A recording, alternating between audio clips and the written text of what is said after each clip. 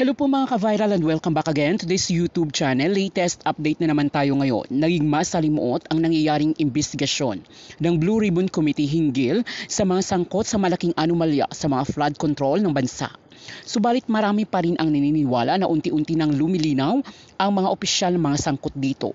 Umuusad na rin ang ICI ng Palasyo o Independent Commission in Infrastructure sa kanilang malalim na pag-iimbestiga sa pagpapanagot sa mga sangkot, senador man o kongresista, kasama na ang taga-DPWH at mga taga-COA. Una nang ibinulgar ni DPWH Undersecretary Robert Bernardo ang iba pang mga senador at congressmen na sangkot sa bigayan ng kickback sa mga flood control at ang program projects ng DPWH. Aniya, sina Escudero, Nancy Binay, Bong Revilla, Sani Angara, Zaldico ay nabigyan ng 25 to 30% na kickback mula sa mga project na ito. Matatandaang unang itinuro ng Assistant District Engineer ng 1st District ng Bulacan na si Bryce Hernandez at ni Project Engineer na si JP Mendoza, sina Senator Evelyn Nueva at Jinggoy Estrada na sangkot din sa pagtanggap ng kickback. Nakalaunan ay inamin din ni District Engineer Henry Alcantara sa kanyang sinumpaang salaysay. Samantala, isang dating Philippine Marine na si Orly Guteza ang inilantad ni Senator Marcoleta sa Blue Ribbon Committee hearing na umano'y may alam sa nangyaring pagdideliver ng male-maletang pera sa bahay ni former House Speaker Martin Romualdez at ni dating House Committee Appropriation Chair Elizalde Co na ngayon ay nahanap na ng Interpol. Ayon sa whistleblower na si Orly Guteza, ay sila ang inaatasang magdi-deliver ng 7 hanggang 8 maleta ng pera sa mga bahay ni Romualdez at Zaldico bilang security detail ni Zaldico. Subalit, ang ipinagtataka ngayon ng marami ay kung bakit ito unang lumapit kay Marcoleta at hindi kay Lacson bilang chairman ng Blue Ribbon Committee ng Senado. Nabuking din ay hindi inako ng abogado na di umano'y nagperma ng notaryo sa affidavit ni Guteza. Duda ngayon ang marami na baka merong nasa likod ni Guteza at baka hindi totoo ang kanyang sinumpang salaysay. Noong nasa hearing ito ay tila hindi ito mabasa ng tuloy-tuloy ang kanyang affidavit at sinabihan pa ito ni Marcoleta na may nalaktawan itong paragraph at binigyan pa ito ng kopya ng kanyang salaysay. Sa ngayon ay nagsasagawa na ng pagsasaliksik ang Senado sa totoong katauhan ni Guteza at kung ito ba ay nagsasabi ng katotohanan. Sa 15? Okay. Puro sasakyan po ni Kong Saldi ang ginamit ninyo? Opo, yung mga ginagamit yung sasakyan ni Kong Saldi. Anong sasakyan po yon?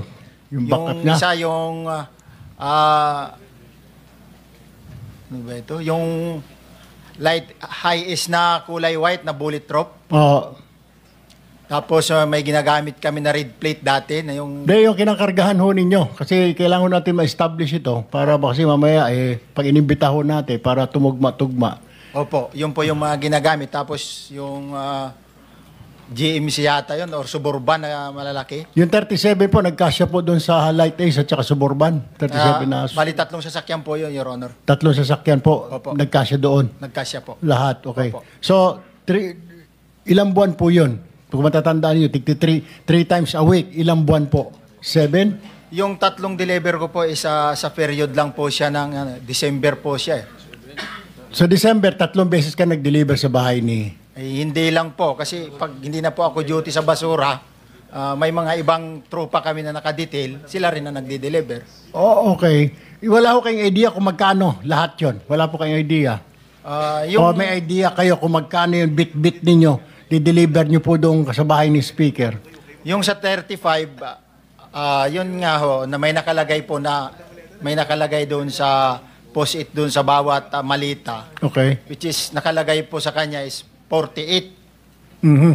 Ang taas po nun is malaki, yung mga rimuwa na malita. Malita. 48 million ang isa. Siguro po, yun ang ano niya. Parang big time pala. Kasi ang bigat po niyan. Paki-describe mo nga, gaano kalaki, describe mo kung nakatayo yung bagahe. Pag tumayo po ako, yung isang malaking big na malita is kasing ganito ang sukat. Yung pinakamalaki. Opo. Tapos pag binuhat ko po yan, ang bigat yan is almost parang isang sakong bigat sa 50 kilos. Yung bigat? Opo. So binubuhat po ninyo, dito na transfer po ninyo sa bahay? transfer sa other sakyan po pag ano. Okay, so dalawa, tatlong sasakyan. Ganun po lagi. Yung mga 17, 18 po na mga maleta. 3 times a week. Yes, sir. Yun po yung actual na dutihan ko during the time. Pero yung iba, meron pang iba. Base doon po sa inyong group chat, may mga deliveries po kung wala po kayo. Yes, Your Honor. Okay. Mr. Chair, I will have one last question. Nagpadala po sa akin dito ng... Natatawa kasi si Mrs. Diskaya, kabisado rin nila yung mga sizes. Ano po masasabi ninyo? Hindi, comment lang. Kasi Sige po. sanay din kayo mawak ng malaking pera eh. Kadalasan po, sa 1 million po na tagwa 1,000 pesos, ang bigat po nun ay 1 kilo. Oh, so tama nga. Nung mananabong na dati namin kasama rito. 1 kilo, 1 milyon. 1 million, so 50 kilos nga. 50. Okay, before I end my questioning to Mr. Orly, okay. All right. Ito po ang tanong ko lamang. Sir, sabi niyo kanina, si Saldi ko lang po naging VIP ninyo. Wala po kayong pinagbantayan from Coca-Cola. Diretso po kay Saldi ko. Yes, Your Honor. Okay, kasi po pinadalan po ako dito sa Malacanang po ito. Mukhang ang background po sa inyo pong biodata, meron po ditong background, work experience. Kayo po ito Master Sergeant Orly Gutesa. Tama po, Philippine Navy, retired. Yes, Your Honor. Experience nyo po, enlisted personnel, Philippine Marine Corps, BIP Security, BOC, BIP Security, OBP, BIP Security, Presidential Communication Operation Office, BIP Security, Bureau of Correction. During my active duty in military service, sir. Okay. Akala ko po parang galing sa Coca-Cola. So, okay. Wala na po. That's all, Mr. Chair. That's all my question. Thank you. Thank you, Senator Tulfo. Senator J.B. Arcito. Mr. Chair, considering that si Congressman Tiangco requested that he meron pa siyang prior commitment at 4, pero ano naman, lagi naman kasi magkausap na ito, siguro yung clarification na lang kung ilan yung total na FLR na na-hold na that is attributed kay Saldi. Saldi ko, ilan yung total? Ayun, yung Your Honor, yung total na na-hold na attributed kay Congressman Saldi ko is yung 13.8, yung 2 billion na ako Bicol, tsaka yung 2 billion po na BHW. So that's about 17 plus. 17 plus billion po. O halos 18, Your Honor. Pero I understand, yun na lang yung nahabol no? Hindi na nakita yung iba. Ang estimate yata is, correct me if I'm wrong, parang 60 billion dapat yung hinahanap, total. Hindi, pero hindi ko masabi, Your Honor, kung nahandoon yun sa BICAM kasi yan lang yung nakita ko na attributed to Congressman Saldico doon sa BICAM ng House of Representatives. Kasi ang hawak ko lang na file is yung sa House of Representatives, Your Honor. Siguro last na kasi I will just wait for also si Yusek Bernardo because yung iba pong inaano natin system. Yung nagalit si Presidente, aside from yung pong priority programs niya, yung mga dams that was transferred or lodged in the unprogrammed appropriations, no? Tama ba yung foreign assisted projects kasama rin, no? Ayan, naalala ko to dahil ako yung nag-defend ng DOTR na pinalipat nila from priority appropriations, pinalagay po sa yung foreign assisted sa unprogrammed funds. At isa ito sa ikinagalit ng ating Pangulo dahil alam ko po yung JICA ay lumapit sa kanya at ito po ay it was brought to his attention. Yes, tama po yun, Your Honor. Pati yung foreign assisted local counterpart ng foreign assisted projects, ibig sabihin yun po yung commitment ng ating bansa doon sa foreign assisted projects. Linipat po from the programmed appropriations doon sa GAA at linagay po sa unprogrammed appropriations. So dalawa po yung ikinagalit niya, yung foreign assisted tsaka yung flagship na nawala po, Your Honor. So ibig sabihin ay si RSP. Mr. Chairman, sinasabi ni Congressman Toby, nilipat. Sino gumawa nun?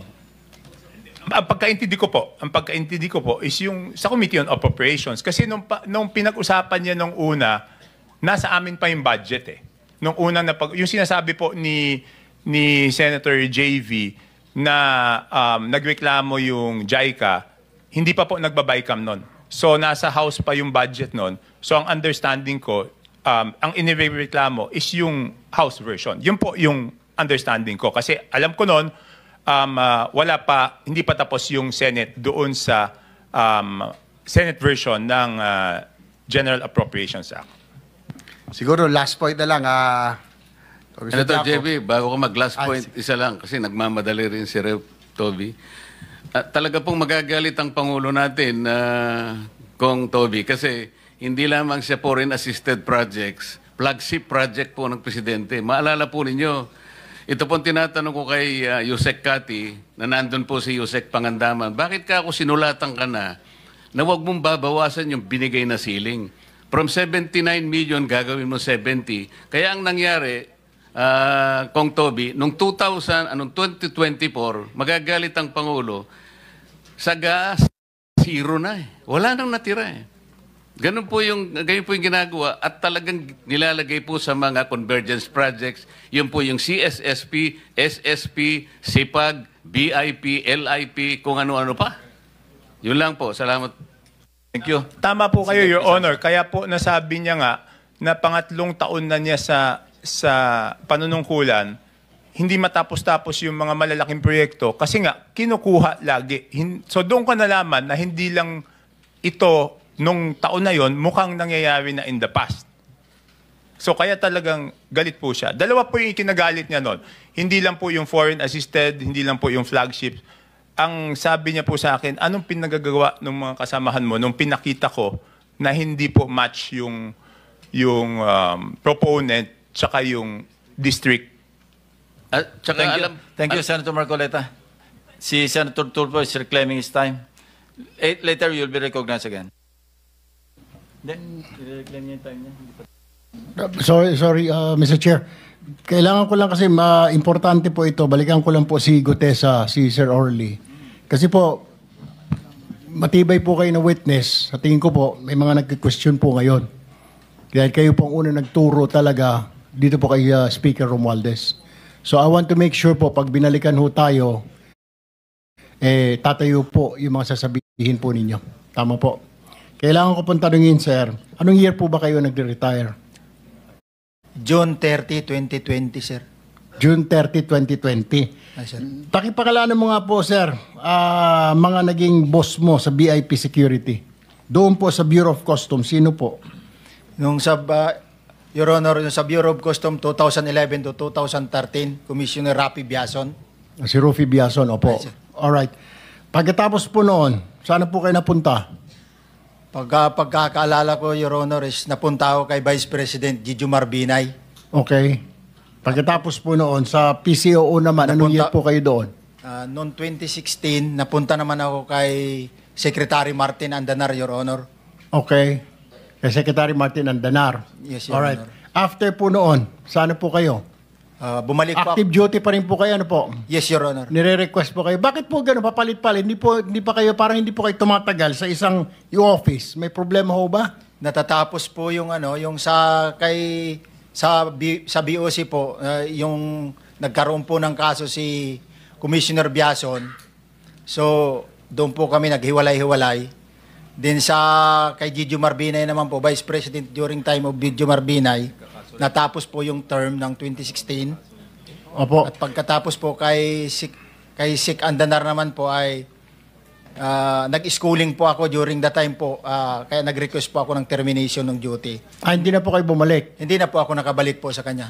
Okay, pagkatapos po noon, bakit Marines po kayo, napunta po kayo sa Bucor? During time po kay, kay Yusik Paildon po.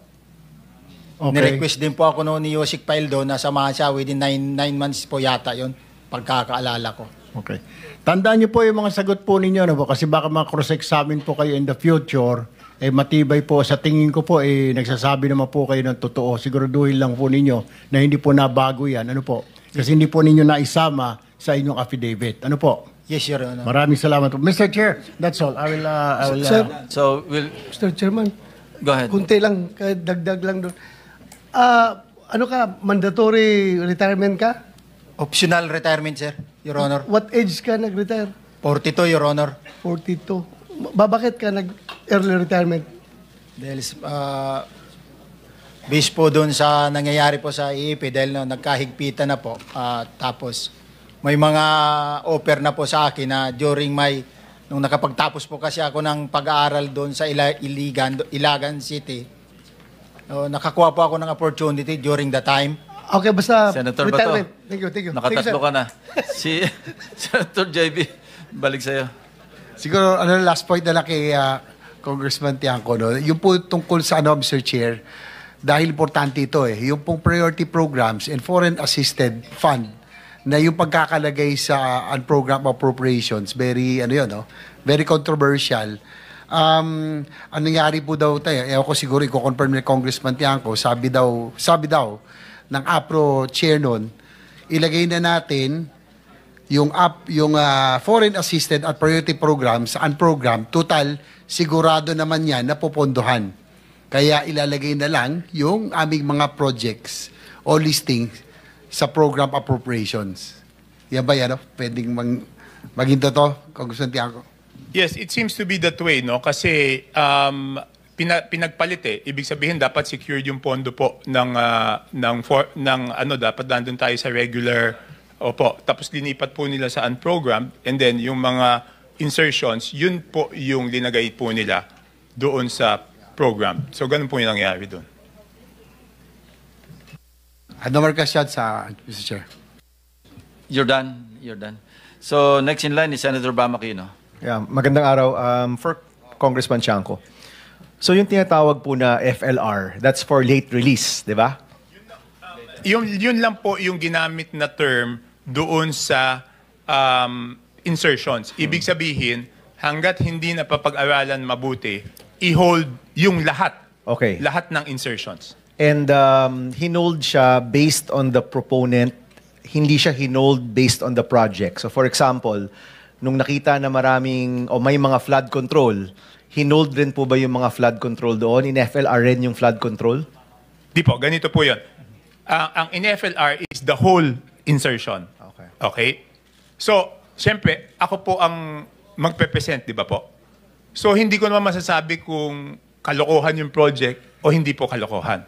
Pero para sa akin, pag hindi po pareho yung proponent at yung district, Yun yung hindi senyales. imposible para sa akin, talagang red flag. Ibig sabihin, hindi na pwede yun. So yun po yung recommendation ninyo.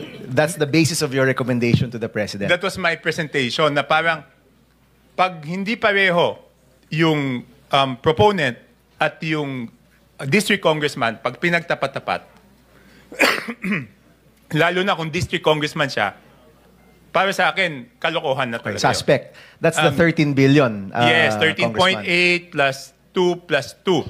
Tapos party list, imposible naman na may 2 billion kasi alam ko 150 lang po ang party list. So nung nakakita ako ng 2 billion, hold din yon. Yung mga maliliit lang naman yung halaga. Tapos pareho po yung proponent at pareho yung district na pinuntahan. Based on that only, I don't know the project.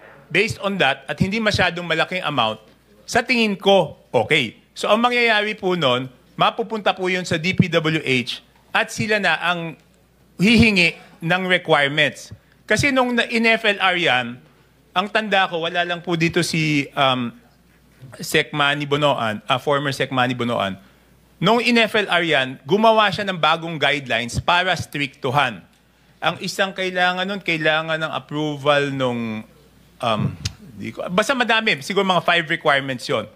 So sila na ang magve-vet kung yan ay valid projects o hindi. Hindi siya automatic na porket pareho yung proponent at pareho yung district, go na siya. Ang ibig lang sabihin, hihingin na ni Manny yung mga dokumento. Parang step by step. Yes. No? Kaya ang nangyari nun, nakikita ko na minsan meron pinago, tapos makikita ko doon sa report nakasulat non-compliant. Ibig sabihin pala, hindi maibigay yung mga requirements na hiningi ng DPWH. Kaya yung 80 na yan, hindi magmamatch doon sa naka-FLR pa sa DPWH kasi pagkatapos nasabihin na mukhang okay to, hihingan nila ng requirements. Hinigpitan nila yan dahil nga medyo may duda na, nagdagdag sila ng requirements at nakakita ako ng non-compliant. Kasi minsan, sa akin nagpa-follow up yung congressman, so ang gagawin ko, babalik ako sa DPWH, ano nangyari dito, kala ko okay, sabihin niya, hindi, non-compliant. Binabalik ko doon sa kung ano yung kulang na requirements. That's clear, Congressman. My question is, since ang hearing ho natin tungkol sa flood control, nagkaroon ho ba kayo ng analysis about flood control, the type of projects na nandoon sa insertions ho natin? Ay, okay. Mabuti po na tanong yan. Napag-usapan yan in one meeting. Sinasabi nila na mukhang ano ba, high profit yung ginamit na term doon sa flood control. Ako naman, so pinag-uusapan namin, anong gagawin moving forward? Ang sabi ko, kasi nung dumating si Sec Manny Bonoan dyan, pinahinto niya kaagad yung rock netting tsaka yung slope protection. Pinagbawal niya yung dredging. Tapos, pinag-uusapan na for the 2026 budget, anong gagawin doon sa flood control. Ang sabi ko is, ang dapat ayusin is yung DUPA, yung Detailed Unit Price Analysis. Because assuming i-ban natin totally yung flood control, pero yung DUPA hindi po naayos, hahanap lang sila ng ibang project na pagkakakitaan po nila ulit. Number one yan. And number two, this one, I can say now, ang sabi ko, pag hindi nahinto yung bentahan ng project, hahanap lang ng ibang project na pwedeng ibenta. So by putting down the DUPA, yung unit price analysis, pag binaba, hindi na kasi pag binenta, pag nakita yan yung unit price analysis at hindi kikitain, may eliminate yung pagbenta. Yes. So ang akin, yung original scene is yung pagbenta nung project. Kasi 20 to 25% kaagad yun eh. Yung kinumpute natin, yung contractor, your honor, is 8 to 10%. Yung DPWH, kung ilan.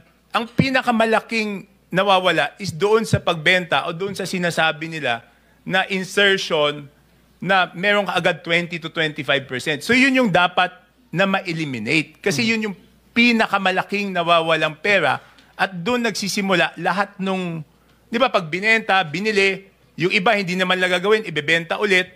Hanggang later on, wala na matitira doon sa proyekto. Pero ang pinakamalaking nawawala is doon sa bentahan, Your Honor. Sorry, just for a last question Yes, sir. kay Congressman Chanco. So napag-usapan na baka dapat wag munang i-release itong flood control kasi hindi ni-release si rock netting, hindi ni-release si slope, hindi ni-release si dredging, di ba? Hindi. Ang napag-usapan is, yung nasa 2025 budget is pag-aaralan muna ni Sec Bonoan. I see. Kung legitimate. Kasi meron ako natatandaan doon, hindi ko lang alam kung anong district, sorry. Meron doon, hindi lang flood control. Merong mga projects doon na kahit hindi flood control, sinasabi ni Sec Bonoan, wag na nating ituloy. Which ones are these, Congressman? Hindi ko na matandaan specifically sa dami nung proyektong yun eh. At kumbaga, nakita pa lang niya, alam niyang alanganin na. Hindi, kasi hindi nakaka-comply doon sa additional requirements na linabas ng When they DPWH. asked for requirements, hindi makapagbigay, so wag na lang. Yes, yung linagyan nila yun ng mga, hindi ko alam kung barangay clearance ba yun, tapos yung DNR permit. Madami. I think it was 5 requirements. Sana matanong lang yung DP, mas alam po nila yun. Thank you, Congressman. Salamat. Yes, thank you. Mr. Chairman, just a question. Mr. Chairman, kanina po nagsabi si Undersecretary Bernardo na in an executive session, ikukwento niya yung sistema na nakagistan niya. Are we going to go to an executive session? It depends on the members. If what's the nature of the request? Kanina po, maybe we can ask Engineer Bernardo. Nabanggit po niya na, tama ho ba, sir? You may speak. In an executive session, nais niyong ibanggit ang sistema ng korupsyon. Tama po ba yung words ko? Yes po, Mr. Chair. I can tell po the body a systematic why nagkakaroon po ng ganyang sistema. Pwede bang open public hearing? Bakit kailangan na executive session?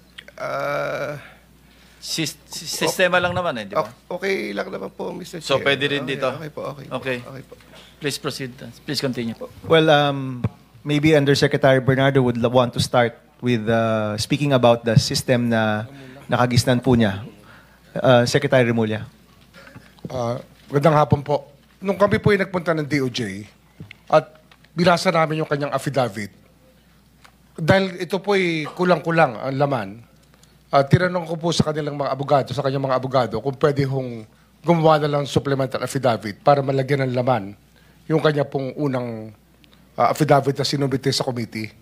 At yan po ay ginawa po ng mga abogado niya kasama po ang NBI at sa tulong po ng DOJ legal staff. Kaya meron na ho siyang supplemental affidavit na pwedeng basahin. At bukod doon, ang NBI po ay meron na rin pong recommendations for prosecution. Pwede bang pakibasa nyo yung inyong supplemental affidavit para ma-record ng committee? Ito na yung nature ng request ni Senator Marcoleta kanina na ang sagot natin, kung sakali may magbabago at may maidadagdag, sa committee na rin na ibahagi. Sige po, Yusek. Yes po, Mr. Chair. It's my supplemental affidavit. I, Roberto R. Bernardo, Filipino, of legal age, a resident of Malolos City, Bulacan, under oath, depose and state. During the proceedings before the Department of Justice and National Bureau of Investigation Case Build-Up Task Force, in connection with the ongoing Senate Blue Ribbon Committee investigations regarding irregularities in certain flood control projects, I was asked to clarify certain matters set forth in my affidavit dated September 25, 2025, which I earlier subscribed and sworn to before the Senate Blue Ribbon Committee. Upon their clarification, I hereby confirm my willingness to satisfy and/or secure the satisfaction of all civil obligations that I may be liable for under the premises. On paragraph 17 of my aforesaid affidavit, I mentioned that Maynard Ngu and I are close friends and that he was also a close friend and campaign contributor of Senator Chis Escudero.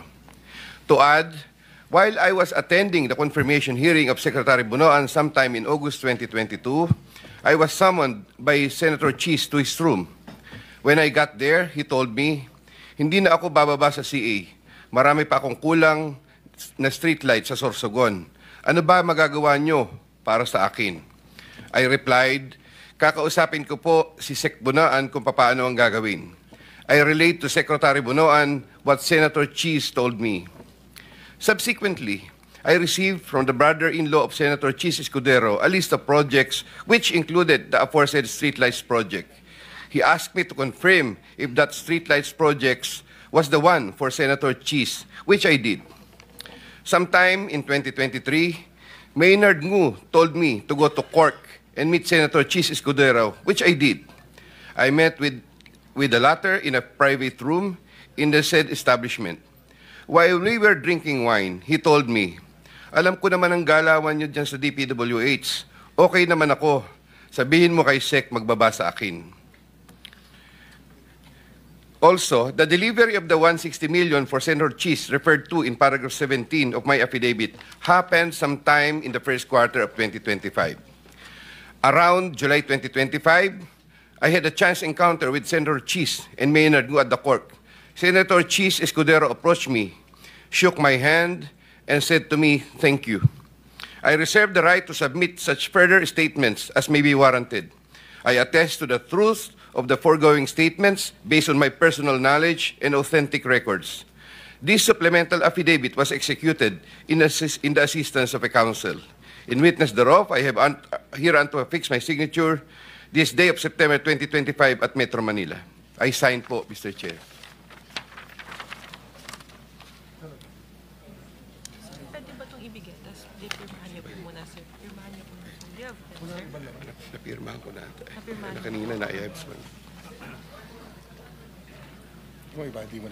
Senator De La Rosa is recognized. Yusek Bernardo. Sige. Go ahead, Mr. Chairman. No, tatanungin ko lang kung napirmado na yan. Yes po, Mr. Chair. Nasubscribe na rin yan sa DOJ. Yes po, kanina po sa... Hingi lang kami ng kopya para Yes sa po, mga Mr. membro. Chair. Yusek Bernardo. Sige. Kanina po sabi nyo nais nyong ibahagi sa amin ang sistema na nakikita nyo po sa DPWH. Would you be willing to share that with us now in open plenary? Yes po, Mr. Chair. Sige po. Tatagalugin ko na lang po. Una po, sa pagpahanda po ng budget para sa years na susunod, halimbawa, ay meron pong mga budget call, etc. So, ang nangyayari po dito ay minsan may mga lumalapit sa aming mga district engineer, mga nag-o-offer po ng listahan, humihingi po ng listahan. Pagkaraan po noon ay ipapasok nila sa NEP. At pag po napasok naman sa NEP, ay nagkakaroon po ng mga operational na hindi na po namin alam kung ano. Ito po usually nanggagaling sa mga congressional districts. Ang mga congressman naman po ang alam ko yung mga kausap ng mga district engineer dito. Meron din pong taga-ibang lugar na nagbababa po sa iba-ibang distrito. So yun po, hindi na po sakop ng aking kaalaman. Pero usual pong nangyayari yun. The usual practice is that ang mga contractor po minsan ang nagsasabit ng title ng mga proyekto. So minsan po, kaya po minsan ay hindi po nagmamatch doon sa kailangan ng DPWH. Bigla na lang pong pumapasok dito sa aming mga kwan. Kaya po minsan ay kamukha po